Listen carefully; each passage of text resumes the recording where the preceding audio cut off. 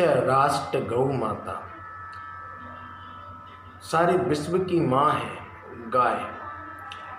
गाय को हम दुखी कर देते हैं, उनके लिए ये नहीं सोचते क्या सेवा करना है क्या नहीं करना, अपनी अपनी सब सोचें, गाय की सोचे ना कोई।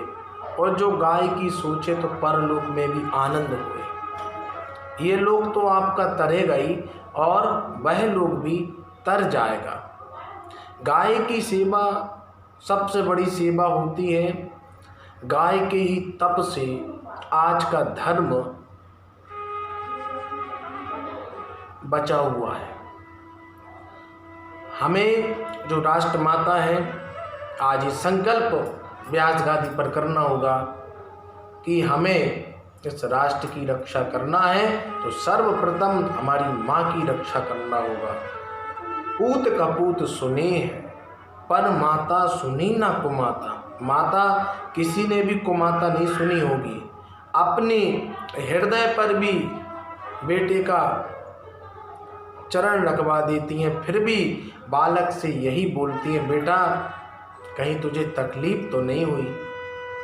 बेटा माँ के दिल पर पैर रख करके चला जाता है। माँ कितनी दुखी है आज, गाय कितनी दुखी है, फिर भी हम सबका कल्याण चाहती है। ये जो कामधेनु गाय है, गाय साधारण नहीं है। जब समुद्र मंथन हुआ, दुर्वासा ऋषि के श्राप से सारे देवता जब श्रीहीन हो गए तो भगवान की आज्ञा से समुद्र मंथन हुआ। और समुद्र मंथन में जो रत्न निकला वह कामधेनु गाय निकली। तो कामधेनु गाय का उपभोग कैसे करना है भगवान ने बताया कि गाय का जब दूध होगा तो उससे प्रभु का अभिषेक किया जाएगा। गाय के दही से भगवान का अभिषेक होगा। घृत दीपक जलाने के काम आएगा, अभिषेक के काम आएगा, पंचामृत के काम आएगा, शहद शक्कर, पंचगव्य गाय का गोबर वह भी बहुत कीमती है, और गौमूत्र। शास्त्रों में उल्लेख है, सारे देवता गाय माँ के स्थानों पर विराजमान हो गए तो लक्ष्मी मैया और गंगा मैया भ्रमण पर गई थी। जब वो आई, उन्होंने देखा सारे स्थान भर गए, गाय माँ को प्रणाम किया। गाय ने कहा मैं अभी गोबर कर देती हूँ, लक्ष्मी जी तुम गोबर में विराजमान हो जाओ। तो लक्ष्मी जी तुरंत गोबर में उनका वास हो गया और कुछ क्षण बाद उन्होंने गौमूत्र कर दिया तो गंगा जी गौमूत्र में प्रवेश कर गई। ये शास्त्र में है, अपने मन से हम कुछ नहीं कह रहे। ये सब कुछ हम जानते हुए भी अनदेखा कर देते हैं। तो राजा परीक्षित प्रधानमंत्री थे, कुछ कोई ऐसे वैसे नहीं थे, अपने राज्य का भ्रमण कर रहे। गाय को दुखी देखा, बैल को दुखी देखा। बैल 3 पैरों से लड़खड़ा रहा है, एक पैर नहीं है। धर्म के 4 चरण होते हैं, 4 में से 3 बचे हैं, इसलिए पाप अधिक हो गया है। बिना स्वार्थ के कोई बात नहीं करना चाहता, कोई ना कोई स्वार्थ देखेगा। गाय से पूछा, उन्होंने कहा हमने सब करके देख लिया लेकिन किसी ने हमारी रक्षा नहीं की। धर्म से जो बैल थे उनसे पूछा, उन्होंने कहा कोई हमारी कुंडली खराब बताता है, कोई कुछ बताता है, इसलिए अब हमने तो सबसे कहना ही छोड़ दिया है। और एक काला पुरुष हंस रहा था, मार रहा था गाय और बैल को।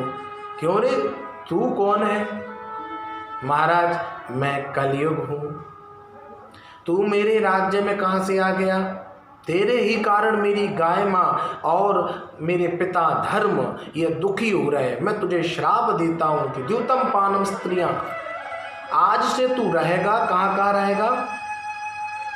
जहाँ पर व्यभिचार हो, जहाँ पर लड़ाई हो, जहाँ पर उत्पात हो, जहाँ पर जुआ खेला जाए, मदिरा का सेवन किया जाए, स्त्रियों का नृत्य हो, वेश्याओं के साथ गमन किया जाए, वहाँ पर तू रहेगा। महाराज क्षमा करें, आपने मेरे दुर्गुण ही देखे, लेकिन मेरे पास कुछ है तो एक वह है, एक ऐसा शस्त्र भी है। क्या है कि यत फलम नास्ति तपसा न योगेन समाधिना, जो थोड़े से भजन से विशेष फल प्राप्त हो जावे, वह कलयुग का प्रभाव है। प्रभु आप मुझ पर कृपा करें, मुझे दूसरा और कोई स्थान दें। उसी क्षण परीक्षित ने सोने में कलयुग को स्थान दे दिया। तो किसी ने प्रश्न कर दिया, जब सोने में कलयुग का वास है तो कुछ स्त्रियां, पुरानी परंपरा है, छिपकली गिर जाती है तो माताएं बहनें सोना चांदी छिड़क करके जल छिड़कती हैं सोना चांदी का, तो वो क्या है? भगवान कहते हैं प्रथम स्कंद में भगवान सोने में अपना वास बताते हैं, लेकिन इस स्कंद में कलयुग का। लेकिन कौन से सोने में कलयुग है और कौन से सोने में प्रभु है? गलत तरीके से कमाया हुआ धन, इसमें कलयुग का वास है। जो पवित्रता के साथ, अच्छे भाव के साथ मेहनत करके जो सोना खरीदा जाता है, उसमें परमपिता कन्हैया का वास होता है।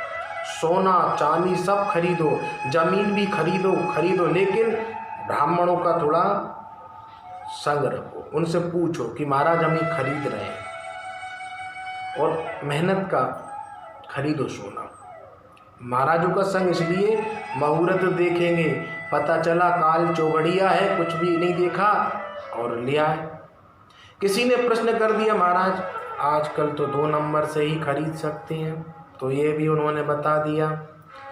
भाई आप ठीक है, थोड़ा बहुत हेरा फेरी हो जाती है, लेकिन उसको भी आप भगवान को अर्पित करो।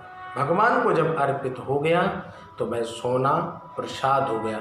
तो मही निवेदित भोजन करें, प्रभु प्रसाद पट भूषण धरें। ऐसे भोजन में दोष होता है, लेकिन जब हम भगवान को वह अर्पित कर देते हैं तो वह प्रसाद हो जाता है। तो उसी अनुसार मेरा कहने का औचित्य है, वस्त्र हो, पेन भी हो, जो भी आप लेकर के आए, सोना चांदी इत्यादि सब भगवान को समर्पित करो। भगवान को समर्पित करने से वह प्रसाद हो जाता है, और वह प्रसाद जब हो जाता है तो वह चौगुना होता है। प्रसाद में फिर इतनी शक्ति होती है, बढ़ चढ़ करके बढ़ता है। इसलिए आज से यदि भगवान को आप अर्पित नहीं करते थे तो करने लगो, आपका कल्याण होगा। प्रेम से बोले जय जय श्री राधे।